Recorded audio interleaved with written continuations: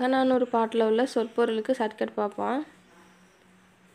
Okay, first வந்து ஓங்குமலை அப்படின்னா என்னென்னா உயர்ந்த மலைன்னு கொடுத்துருக்குறாங்க. ஓங்கிய அப்படின்னாலே உயர்வை தான் குறிக்கும், அதனால் அதுக்கு ஷார்ட்கட் தேவையில்லை. ஓங்குமலைனா உயர்ந்த மலை. சிலம்புனா மலைச்சாரல். இது வந்து புதுசாக இருக்குது. நம்ம சிலம்புனா வந்து கண்ணை வச்சுக்கிற சிலம்பு தான் நமக்கு தெரியும். இப்போ நூபுரமோ அதுக்கு எதுக்கும் சிலம்பு வரும். ஆனால் இதுக்கு வந்து மலைச்சாரல் கொடுத்துருக்குறாங்க.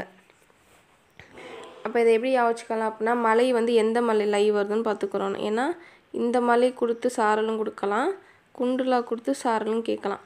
அதனால் நமக்கு வர்றது இமயமலை. ஸோ அந்த லை தான் வருது, நமக்கு மலைப்பகுதி வருது. அப்போ சிலம்பு வந்து கண்ணைக்கு வந்து சிலம்பு எடுத்துகிட்டு போகிறாங்க. அப்போ அவங்க வந்து இந்த மதுரையிலே வந்து நிறைய மலை, அழகர் மலை அது மாதிரி வந்துச்சுல புக்கில். ஸோ அதை வச்சு யோசிச்சுக்கலாம். அப்போ அந்த மலை பக்கமாக நடந்துட்டு போகிறாங்க. அப்போ வந்து சாரல் மழை பெய்யுது, சாரல் மழை பெய்யுது அப்படின்னு யோசிச்சுக்கலாம். அடுத்து வேங்கை பிடவு அப்படின்னா, வேங்கைன்னா நமக்கு என்ன தெரியும்? வேங்கைங்கிறது ஒரு மரத்தை குறிக்கும், புளியையும் குறிக்கும். அப்போ வேங்கை பிடவுங்கிறது மலை நிலத்து வளரும் மரங்கள், மலை நிலத்தே வளரும் மரங்கள். நமக்கு வந்து பிடவு அப்படிங்கிறது ஒரு மலைப்பகுதியை குறிக்கும். ஓகேவா? அதனால் வந்து மலை நிலத்தே வளரும் மரங்கள். இதெல்லாம் நீங்கள் சும்மா படித்து பார்த்துக்குங்க.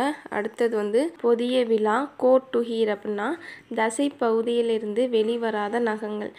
அதாவது புலிக்கு வந்து இந்த நகங்கள் வந்து அந்த காலுக்குள்ளேயே பொதிஞ்சிருக்குமா. அதுக்கு வந்து இறை மேயும் பொழுது தான் அது வந்து வெளியே வந்து அந்த சின்ன தீனியை வந்து கிழித்து சாப்பிடும்.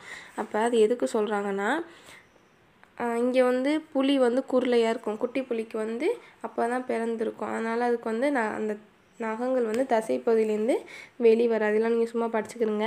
நமக்கு வந்து கோட்டுகீர் அப்படின்னா உகிர் என்பதன் பொருள் வந்து நகம். எல்லாருக்கும் தெரியும், ஓல்டு சின்ன கிளாஸ் புக்கில் இருக்குது. உகிர்னா நகம். அப்போ ஊன் பொதிய விழா கோட்டுகீர்னா அந்த தசைப்பகுதியிலேருந்து வெளிவராத நகங்கள். இப்போ கோட்டுனா கோடு. இப்போ கோடு போட்டுட்டாங்க, இந்த கோடு போட்டால் அதுக்கு என்ன மீனிங்? இந்த கோட்டை விட்டு நீங்கள் வெளியே வரக்கூடாது, சரியா? லட்சுமணன் வந்து சீதைக்கு போட்டு போவாங்கல்ல, அப்போ அந்த கோட்டை விட்டு நீங்கள் வெளியே வரக்கூடாது, அதான் மீனிங்கு. ஆனால் அதே தான் இங்கேயும். அப்போ கோட்டு உகிர் நகம் வந்து வெளியே வரக்கூடாதுன்னு கோடு போட்டு வச்சுட்டோம். அதுக்கப்புறம் நிகழ்த்த அப்படின்னா வந்து வலிமையற்று ஓய்ந்தவன். இப்போ இதை எப்படி வச்சுக்கோன்னா, ஒரு நிகழ்ச்சியே இருக்குது, அந்த நிகழ்ச்சியை வந்து உங்களால் நிகழ்த்த முடியுமா அப்படின்னு கேட்குறாங்க. நம்ம எப்படி இருப்போம்? நமக்கு வலிமை இருக்குது, நம்மளால் நிகழ்த்த முடியும் அப்படின்னா தான் நம்ம அதை செய்ய முடியும்.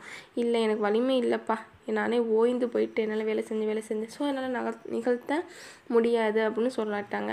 அதான் நிகழ்த்த அப்படின்னா வலிமையற்று ஓய்ந்த. பசி கூர்ந்தன, பசி மிகுந்ததாக. பசி ஓகே. கூர்ந்தன அப்படின்னா மிகுந்ததாக.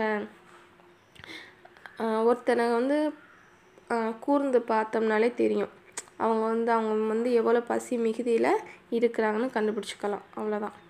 உளுவைனா வந்து ஆண் புலி. நம்ம இது வரைக்குமே உளுவைனா புலி மட்டும்தான் தெரியும், ஓகேவா? அப்போ உளுவைனா புலி மட்டும்தான் தெரியும். ஆனால் உளுவைக்கு ஆண் புலி கொடுத்துருக்குறாங்க. நமக்கு இப்போ என்ன கொடுக்கலாம்? வந்து உளுவை என்பதன் பொருள் ஃபஸ்ட் ஆப்ஷன் ஏன்னு கொடுத்து புலி கொடுக்கலாம், பியில் கொடுத்து ஆண் புலி, சியில் கொடுத்து பெண் புலி, டியில் கொடுத்து கூட நமக்கு ஏ அண்டு பி கூட கொடுக்கலாம்.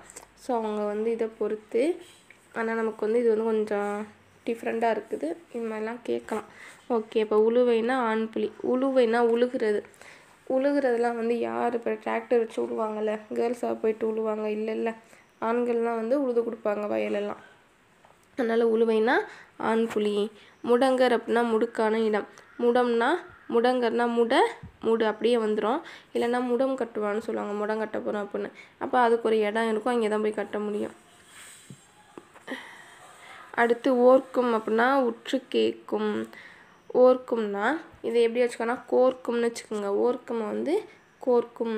இப்போ வந்து ஒருத்தன் சொல்கிறான், டே நான் வந்து அவனை கோர்த்து விட போகிறேன்டா அப்படின்னு சொல்கிறாங்க. அப்போ அதை வந்து சொல்கிறத போயிட்டு இன்னொருத்தர் வந்து கேட்குறாரு. எப்படி கேட்குறாருன்னா உத்து கேட்குறாரு, எவன்கிட்ட கோர்த்து விட போகிறான் அப்படின்ட்டு உற்று கேட்குறாங்க. அடுத்து இதுவும் பாருங்கள், கவலை அப்படின்னா வந்து கிளை வலியம். நம்ம கவலைப்படுறதுனா துன்பம், அதான் சொல்லுவோம். ஆனால் இப்படி ஒரு பொருள் இருக்கிறது நம்ம தெரியாது. அப்போ கவலை அப்படின்னா இரண்டாக பிளவுபட்ட கிளை. கிளைனால இரண்டாக பிளவுபடுறது தானே. ஸோ அவ்வளோ. இப்போ வந்து நமக்கு வந்து கவலையாக இருக்கணும்னு வைங்களே, ஒரு கிளையில் மரம் இருக்குது, அந்த மரத்தில் போய்ட்டு ஒரு கிளையில் உட்காந்து நம்ம பிறகு வேடிக்கை பார்த்தோம்னா நம்ம கவலையெல்லாம் மறந்து போயிடும், அதுதான் கிளை வலி.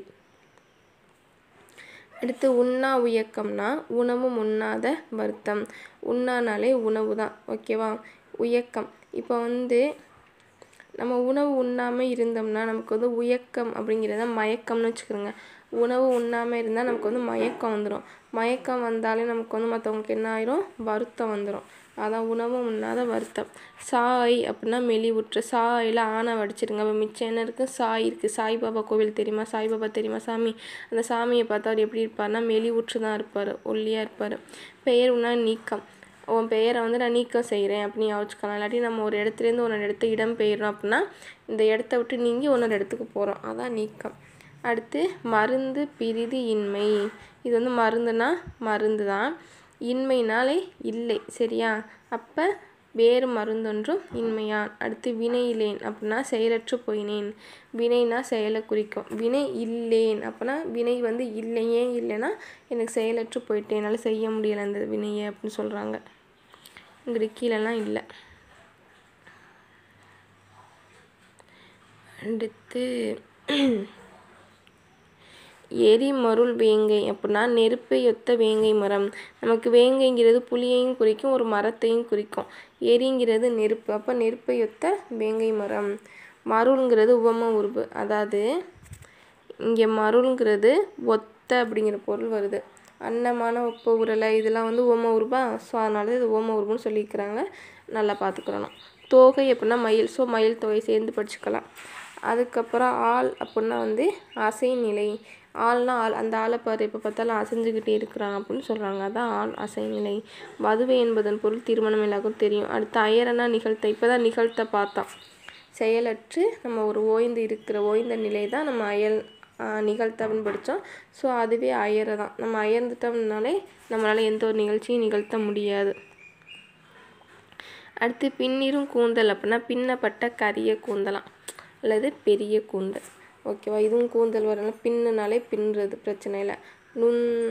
ஓகே, அது வேண்டாம், இதெல்லாம் நீங்கள் வந்து ரீட் பண்ணிக்கிறணும்.